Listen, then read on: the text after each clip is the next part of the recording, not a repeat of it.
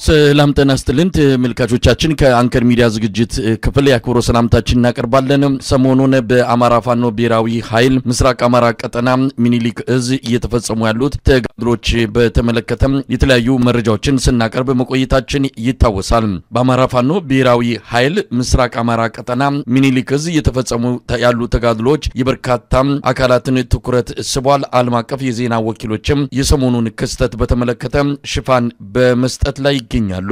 ወሎ ላይ የተመዘገበ ያለው ገድል በአገዛዙ መንደር ከፍተኛ የሆነ መረበሽን የፈጠረ ሲሆን ከወዲሁ ድሉ የተገኘው ሌሎች አካላት ከጀርባ የተሰለፉበት ነው በማለት የተገኘውን ድል ለማጣጣል እየሞከሩ ይገኛሉ። ለማንኛውም በሁለቱ ቀናት ድል ዙሪያ በርካታ ፕሮግራሞችን በቀጣይም የምንሰራ ይሆናል። በትላንትናው ዕለት የመጀመሪያ ቀንን ድል አስመልክቶ ረዳት ፕሮፌሰር ትንግርቱ ገብረጻዲቅን አግኝቸው ነበር። ሁለተኛው ቀን ዛሬ በርካታ ድሎች ከመመዝገባቸው በፊት ነው ትንግርቱን ያገኘሁት። በእለቱ የተከሰተውን አጠቃላይ ሁኔታ በተመለከተ ፖለቲካዊና ወታደራዊ እንደምታውን እንዲያብራራልን ጠይቀው ከሱ ጋር ያደረጉትን ቆይታ ነው በተከታይነት የማቀርብላችሁ። መልካም ጊዜ።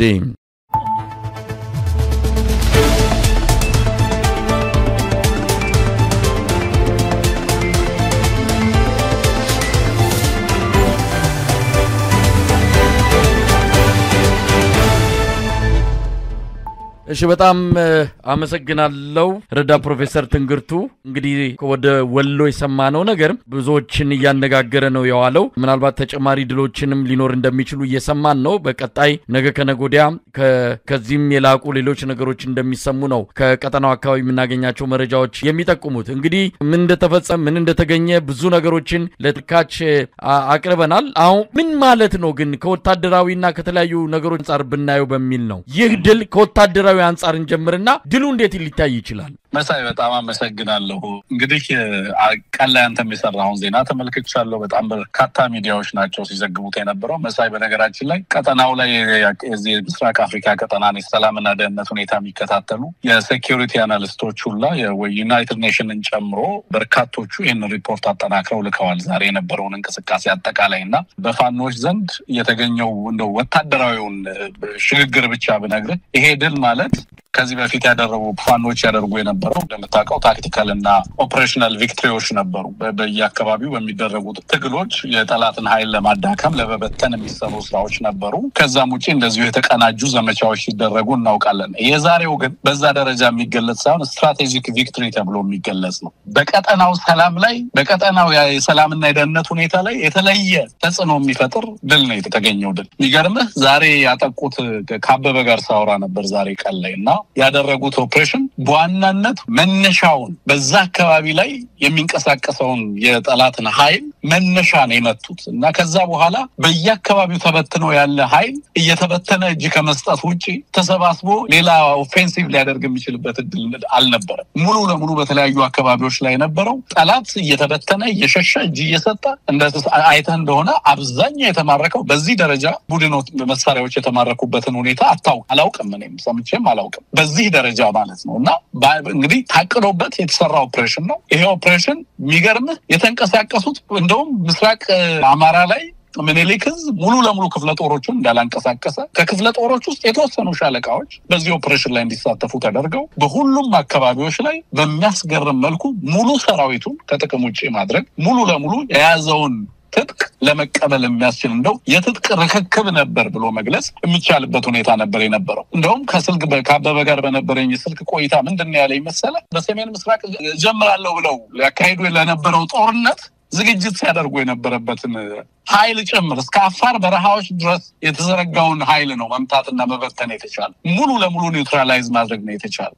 እንግዲህ ከኛ አልፎ በአማራ ላይ እና በኢትዮጵያ ውስጥ ከታወጀው ጦርነት አልፎ በቀጠናው ላይ ሊያውጁ ለተዘጋጁት ሌላ ጦርነቱን ገና ሳይጀምሩ የተመቱበት እንደሆነ ትረዳለህ። ከዚህ በኋላ ጦርነትን ጀምር ቢባል እንኳን ቀጠናው ላይ ኮምፕሊትሊ ስትራቴጂክ ሎስ ውስጥ እንደገቡ በወታደራዊ አካሄድ ምንም ውጤት ማምጣት እንደማይችሉ የተረጋገጠበት ነው። ለቀጠናው አይደለም እና በአማራ ክልል አካባቢ ላለው ጦርነት ኢትዮጵያ ውስጥ ላለው ጦርነት ብቻ ሳይሆን ቀጠናው ላይ ላለው ለሰላም ሂደት እንኳን ቀጣዩ ኃይል ማን ሆኖ እንደመጣ በዛ አካባቢ ላይ አለ አዲስ ወታደራዊ ክስተት ሆኖ ፋኖ እንደመጣ ማሳያ ነው። እንዳልኩ የታክቲክና የኦፕሬሽናል ድል ብቻ ሳይሆን ትልቅ ስትራቴጂያዊ ድል የተገኘበት ነው መሳይ። ሽግግር ነው የምታየው ለ8 ሰዓታት። ይሄ ደፈጣ አይደለም። በአጋጣሚ ሬድ አለ፣ አምቡሽ አለ። ከዛሬ ድረስ እንግዲህ ፋኖ መጀመሪያ ላይ ተጠቀመባቸው የነበሩ ስልቶች ናቸው። ምክንያቱም ፓወር አሲሜትሪ አለ በአገዛዙና በፋኖዎች መካከል። በዚህም ምክንያት ከፍተኛ ትጥቅ ስለነበረው አገዛዙ ፋኖዎች ይጠቀሙበት የነበረው የጦርነት ስልት የተለየ ነበር። አሁን ከጠዋቱ 12 ሰዓት እስከ ቀኑ 8 ሰዓት ድረስ የተደረገ ጦርነት ነው። በዚህ ውስጥ ሙሉ ጠላትን መቆጣጠር፣ መበተን እና ትጥቁን መረከብ የተቻለበት ነው መሳይ።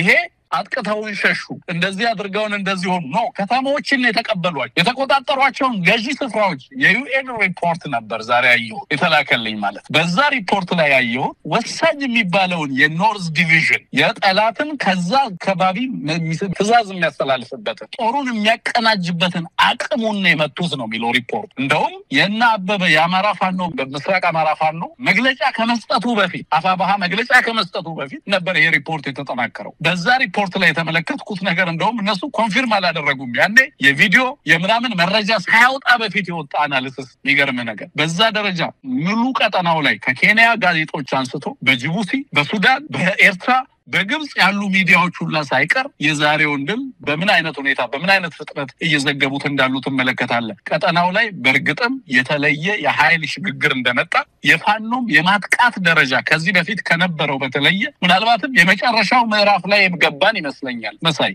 አሁን ሙሉ ለሙሉ አማራ ክልል የጠላትን ኃይል በአንድ ጊዜ መምታት፣ መበተን እና ማሸነፍ የሚቻልበት ሁኔታ ውስጥ የተገባ ይመስለኛል።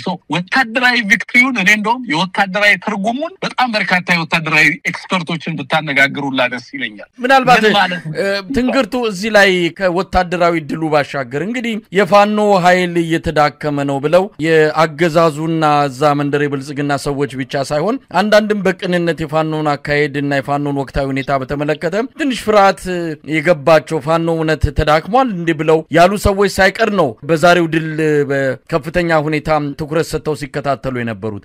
እንደው ከወታደራዊ ድሉ ባሻገር ፖለቲካዊ ትርጉም የለውም ወይ? እንዲህ አይነቱ ነገር አገዛዙ በአማራ ክልል አከርካሪው እየተሰበረ ነው ብለን በተደጋጋሚ ስንገልጽ አገዛዙ ደግሞ የለም በቁጥጥር ስር አድርጋለሁ ሁሉን ነገር መፈልጠው መቆርጠው ነኝ እያለ የዘለቀበት ሁኔታ ዛሬ ከምንም በላይ በዚህኛው በዛኛው መንደር ላሉ ሰዎች በደንብ የታየበት ድል ነው ማለት እንችላለን። እስቲ ፖለቲካዊ እንደምታውን እንመልከተው መሳይ። እንግዲህ በቅርብ ጊዜ ነው ወታደራዊ ሹምሽር ሲደረግ ሽር እንኳን አልተደረገም። በአብይ አህመድ አገዛዝ ውስጥ እንደምታውቀው ሽንፈትም ወደ ጀነራልነት ማዕረግ ያሳድጋል። እስከ ፊልድ ማርሻሎቹ ትልልቅ የጦር ዲቪዥኖችን ሀገሪቷ የምትመካበትን ጦር ሙሉ ለሙሉ ሙጥጥ ያስደረጉ ናቸው። የኢትዮጵያ ሰራዊት የሚባለው ሙሉ ለሙሉ ሀገር ይጠብቃል ስንል የነበረው ከዚህ በፊት ሙሉ ለሙሉ በባለፉት ጦርነቶች የተበላ አሁን ሀገሪቷ የሚጠብቃት ሰራዊት የሌላት ሀገር ሆናለች። በነገራችን ላይ ብቸኛው የሀገሪቱ የተደራጀ ኃይል የምትለው አሁን በቃ በፋኖችና በሌሎችም በዋናነት ፋኖ ነው። ሌላም አካባቢ ኦሮሚያ ላይ የሚንቀሳቀሱ ኃይሎችን ታገኛለህ፣ ትግራይ ላይ የሚንቀሳቀሱ።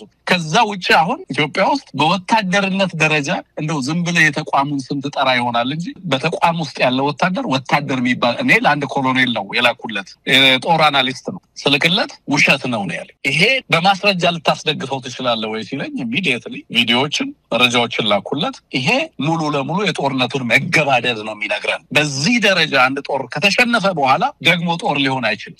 እነዚህ ሰዎች ሰሞኑን ሲነግሩን የነበረው ወታደራዊ ጀነራል ብርጋዴር ጀነራል ሙሉ ለሙሉ ፋቲክ ውስጥ የገባ ጦራቸው የተሸነፈ በስነ ልቦና ደረጃ ከህዝብ የተነጠለ ደጀኑን የሚወጋ የራሱን ወገን የሚወጋ አላማ የሌለው የተበተነ ሰራዊት ያውም በኃይል ታፍሶ የሚመጣ በቂ ወታደራዊ ስልጠና የሌለው አሁን ለ6 እና ለ5 ዓመት በቋሚነት ጦርነት ሲያደርጉ ከነበሩ ኃይሎች ጋር ሊጋፈጥ የሚችልበት ምንም እድል የለም። በዚህ ምክንያት ሰሞኑን የተደረገው የጀነራሎች ሹመት ዋጋ እንደሌለው የኢትዮጵያ ህዝብ መሳቂያ በቀጠናው ራሳቸውን መሳቂያ ያደረጉበት በቃ የአብይ አህመድ ወታደር ማለት ይሄ ነው። ሀገሪቱ ውስጥ ሰላም አስፍነናል፣ ፋኖችን እንደዚህ ያደርገናል 90% የሚሆነው ምናምን ሲሉ የነበሩት ሁሉ ሊደብቁት የማይችሉት በአደባባይ ራሳቸውን ራቁታቸውን የቀሩበት ምንም ፕሮፓጋንዳ ሰርተ ይሄንን ልታከሽፈው አትችልም። ምንም ፕሮፓጋንዳ ብትሰራ አዳክመነዋል ብትል እንደዚህ አድርገናል ብትል የወፋፍራም ሚሳኤል ቀጫጭን ሚሳኤል አንገታቸው ወደ ጎን ወደ እንዴትም አይነት ሚሳኤሎችን እያወጣ ወታደራዊ ትርኢት ላሳይ ብትል እንኳን ይሄንን ሽንፈት ልትደብቀው አትችልም። ይሄ ሽንፈት በነገራችን ላይ መሳይ ገና የመጀመሪያ ቀን ኦፕሬሽን ነው። ይሄ ኦፕሬሽን በአንድ አካባቢ ብቻ የተጀመረ ኦፕሬሽን ነው። በመላ አማራ ላይ ይሄንን ኦፕሬሽን ማስተሳሰር ማቀጣጠል ቢቻል ምን ማለት ነው? ወታደራዊ አንድምታው እንደምታውቀው ይሄ አገዛዝ ከወታደራዊ አንድምታ ፖለቲካዊ አንድምታውን ልነግርህ አልችልም። ምን ፖለቲካ አለና ነው ፖለቲካዊ አንድምታውን የምነግርህ? ፖለቲካዊ አንድምታ የተንጠለጠለው በወታደር አጀብ ነው። ሌላ ፖለቲካ የለም ሀገሪቱ ውስጥ። ይሄን ያነሳው ትንግርቱ አማራ ክልል ላይ የአብይ አህመድ አገዛዝ የፖለቲካ የጀርባ አጥንቱ ተመቶ ላለፉት 3 እና 4 ዓመታት ብልጽግና እኮ የተሰበረበት ክልል አማራ ክልል ነው። ብልጽግና ህልውና የሌለው መሆኑ በደንብ በሚገባ የተረጋገጠበት ክልል ቢኖር አማራ ነው። የቀረው የወታደራዊ ቁመናው ብቻ ነው። ወታደራዊ ቁመናውም እንደዚሁ የዞን ከተሞች ካልሆነ በስተቀር በአማራ ክልል በመላው የአብይ አህመድ አገዛዝ ሙሉ ቁጥጥር የለውም። ለዚህ ነው እንደው የቀረችው የወታደራዊ ቁመናውም ከተመታም ቀድሞውኑ የፖለቲካ አቋሙም የፈራረሰ በመሆኑ ምን እንደምታለው ከዚህ በኋላ እናረጋ ከበደ ወጥተው ሊነግሩት የሚችሉት ለአማራ ክልል እንግዲህ ከባህር ዳር 5 ኪሎ ሜትር መውጣት አይችሉም። እዛው ባህር ዳር ላይ እዛም ብዙ ችግር ውስጥ እንደገቡ ይታወቃልና ወታደራዊ ቁመናው እንደዚህ እየፈራረሰ ፖለቲካዊ አቅሙ ላለፉት 3-4 ዓመታት ተሰባብሮ ያለ አገዛዝ ከዚህ በኋላ ምን ቀረኝ ይላል ለማለት ያለው። ዛሬ የሚገርምህ ሰሜን ወሎ ተደውሎልኛል። ከሰሜን ወሎ ሙሉ ለሙሉ የብልጽግና አመራር ሲሸሽ ነው ያለው። ኮምቦልቻ ላይ ስብሰባ ያደርጉ የነበሩ የብልጽግና ጀነራሎች ተዋርደው አፍረው ጥቁር ለብሰው ነው። ይሄ ኢምፕሊኬሽኑ ምንድነው ብትለኝ፣ አንደኛ በቃ በምንም አይነት መንገድ ኢፌክቲቭ የሆነ ገቨርነንስ ከዚህ በኋላ አማራ ክልል ላይ ብቻ ሳይሆን ሌሎች አካባቢዎችም ላይ ያገዛዙን አቅም ካየ በኋላ ሌላውም ህዝብ ለመታገል አሰፍስፎ ጫፍ ላይ ጠብቅ የነበረው ሁሉ ወደ ትግል እንዲገባ የሚገፋፋው ከዚህ በኋላ ይሄንን አገዛዝ የኢትዮጵያ ህዝብ ሊፈራ የሚችልበት በዚህ አገዛዝ ተገዝቶ ለመኖር በድህነት በመከራ በሰላም እጦት በእንደዚህ አይነት ቀውስ ውስጥ ለመኖር የሚያስገድደው ሁኔታ የለም። ይሄንን ነፃ የመውጣት ማይንድ ሴት አሁን ህዝቡ በዛሬው ድል በርካታ ቦታ ላይ ሲጨፈር ነበር። በነገራችን ላይ አዲስ አበባ ላይ ወጥተህ ልታከብረው የሚገባ አይነት ድል ነው። በነገራችን ላይ የዛሬው ድል ህዝቡ ተገልብጦ ወጥቶ ሊያከብረው የሚገባ ድል ነው። ያ ቀን እየመጣ እንዳለ ማሳያ ነው። አማራ ክልልን በቀጣይ ሊያደርጉ ያሰቧቸውን ነገሮች ሁሉ ድባቅ የመታል ወታደራዊ አዳዲስ ወታደር ሹመህ ብታመጣ ምንም ልትለውጠው ነገር እንደሌለ ማሳያ ነው። ፋኖ በእርግጥም ምን አይነት ጦርነት እንደሚያደርግ ምን አይነት ኦራሎቹን ከነስንቃቸው ከነትጥቃቸው የሚያስረክቡ ሰዎች ሆነዋል። በቃ ይሄንን አምሮ መቀበል ነው በቃ ያለው ነገር። 3 ዓመት እንግዲህ 2 ዓመት አልፎታል መሳይ 2 ዓመት ሙሉ በእንደዚህ አይነት ደረጃ ላይ መገኘት ቀላል ወታደራዊ ትርጉም አይደለም የሚያሰጠው። እንዲህ አይነት ጦርነት እያደረገ ከሆነ ፋኖ እንደዚህ አይነት ስልጠና ኮማንዶ እያስመረቀ በየለቱ እኔ አንዳንድ ሰው ፍራስትሬት ሲያደርግ ይኸውልህ እንደዚህ አይነት ትልልቅ መሳሪያዎችን በጦርነት እየማረከ እየተዋጋ ድል የሚያስመዘግብ ኃይል እኮ ነው መሳይ። እንደውም የቀጠናው ኃይሎች ለቀጠናው ሰላም ሲባል እስከዛሬ ድረስ በነገራችን ላይ የዛሬ ወታደራዊ ድል ሌሎች ኃይሎች ከፋኖ ጋር እንዲተባበሩ ቀጠናው ላይ ሰላም የሚፈልጉ ኃይሎች ሁሉ ይሄንን ኃይል መደገፍ ብቸኛ አማራጫቸው እንደሆነ የተረጋገጠበት ነው። ለዚህ ነው እንዳልኩ ስትራቴጂክ ቪክትሪ ነው ለዓለም የሚያስተጋባ ድል ነው ያለው። ምክንያቱም በቃ ኢትዮጵያ ውስጥ የሚመጣውን ሽግግርና ቀጣዩን የኢትዮጵያ ሰላምና ደህንነት በተመለከተ የሚወስን ኃይል ማን እንደሆነ የተረጋገጠበት ፖለቲካው ጂኦፖለቲካውን በተመለከተ የሚወስን ሀገሪቱ ውስጥ ያለው የኢኮኖሚ ማህበራዊ መስቀልቅል ሰላም እጦቱ የጦርነቱ ሁኔታ ህዝቡን ፋቲክ ውስጥ ከቶታል መሳይ። እንዲህ አይነት ድል የህዝብ ተስፋ ነው። እንዲህ አይነት ድል ህዝብን የሚያሰባስብ ህዝብን በአንድነት የሚያቆም የፋኖን ወሳኝነትም በከፍተኛ ደረጃ በሀገሪቱም በቀጠናው ላይም አሳድጎ የሚመጣ ነው። አሁን ይሄንን ኃይል መደገፍ አማራጭ የሌለው ነው እንዲሉ አድርጓቸዋል ሌሎች ኃይሎችን። በቃ እንደው ትንግርቱ እንደው ወደ መጨረሻው ሐሳቤ ልምጣ።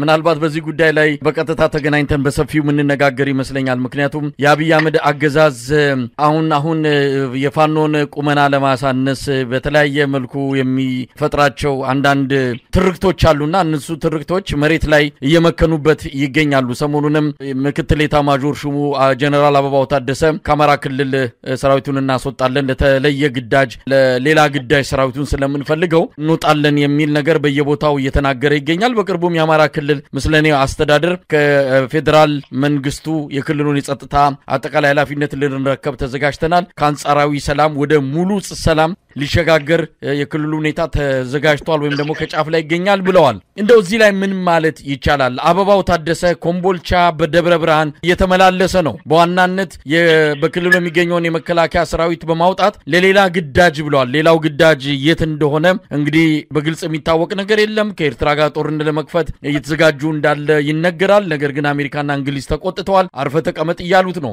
ምንድነው ሌላ ግዳጅ? የአማራ ክልል ላይ የለኮሰው እሳትን በአግባቡ እንኳን መቆጣጠር ሳይችል መውጣት ይችላል የሚለውም ነገር በራሱ በጥያቄ መልስ የሚነሳ ነውና እስቲ ምን ሊያደርግ ይችላል? የአበባው መመላለስ በአጠቃላይ መከላከያ ሰራዊቱ እጅ ሰጥቶ አከርካሪው ተመቶ ካልሆነ በስተቀር በፍላጎቱ የሚወጣበት ደረጃ ላይ ነው ወይ ያለው? መሳይ ከርከሮ በላቸው በለ ራሳቸውን የታሪክ መሳቂያ ያደረጉ ሰዎች ናቸው እነዚህ። በነገራችን ላይ አሁን እያካሄዱ ያሉትን ሳይሆን የሚቀጥሉትንም ሁሉንም ጦርነቶች ተሸንፈዋልና ብያለሁ። ያንን የተሸነፉት ከአማራ ከኦሮሞና ከትግራይ ህዝብ ጋር ሲዋጉ በቃ ከዚህ በኋላ በጦርነት የሚያገኙት ምንም ድል የለምና ብያለሁ። በቃ ሙሉ ለሙሉ ተሸንፈዋል። የተሸነፉት ከራሳቸው ህዝብ ጋር ሲዋጉ በቃ ከዚህ በኋላ ድል የለም። መሳይ ላረጋግጥልህ የምፈልገው ነገር ከዚህ በኋላ የሚደረግ ጦርነትና ከዚህ በኋላ አድርገው የሚያሸንፉት ጦርነት የለም። የአማራው ክልል ጦርነት ዲተርሚን ያደረገው የናብይን ቀጣይ ጣፈንታ ነው። አሁን ያሉበትን ሁኔታ ብቻ አይደለም ቀጣይ ጣፈንታቸውንም ያስጣላቸው። ወታደሩ የሚዋጋበት ቅንጣት ታህል ኢምንት የምትሆን ምክንያት የለው። ወዴትም አቅጣጫ ለመተኮስ የሚያስችል ስነ ልቦና የለው። ደጀኑን የተነጠቀ ወታደር ነው። የተበተነ ተቅበዝባዥ። ለምንድን ነው የሚዋጋው የአብይ አህመድ ወታደር ላለው ነው? አንዳንዴ ለምሳሌ ፕሪዝነር ኦፍ ዋሮችን ሌሎች ሀገራት በጣም በትኩረት ያስለቀቃሉ። ፋኖ ምን እንደሚያደርግ ታውቃለህ? ዛሬ አናበበ ነው ፕሮግራም ሰርቼበታል። የማረክናቸውን ወታደሮች ምን እናደርጋቸው? አገዛዙ አይፈልጋቸው፣ አይመስቀል አይቀልባቸው። ምክንያቱም በቃ ምንም ዋጋ የላቸው። ወታደራዊ ዋጋ የላቸው፣ ፖለቲካዊ ዋጋ የላቸው። የጉልበት ስራ እንኳን እናሰራ ብንል ለጉልበት ስራ የሚበቁ አይደሉም። መሳይ ይሄ ወታደር ምንድነው የሚያመጣው? ቀጠናው ኢትዮጵያ ህዝብ ጋር እየተዋጋ ያለ ወታደር ምን አይነት ነገር ነው ሞቲቬት የሚያደርገው? አማራን ለምንድን ነው የምትወጉት ብትላቸው ሞቲቬት የሚያደርገን ፓትሪዮቲዝም ነው። አይ በአርበኝነት ስሜት ተነሳስተን ነው አማራን የወጋ ነው ሊሉ አይችሉም። ከራሳቸው ህዝብ ጋር የኢትዮጵያን ህዝብ ወይ ተላልከው ጠላት ናቸው ብለን አንደኛቸውን የጠላት መልክና ፊልም ሰጥተህ እንዳትዋጋቸው የኢትዮጵያ መልክና ምናምን ያለው ሰራዊት ይዘው ነው የመጡት።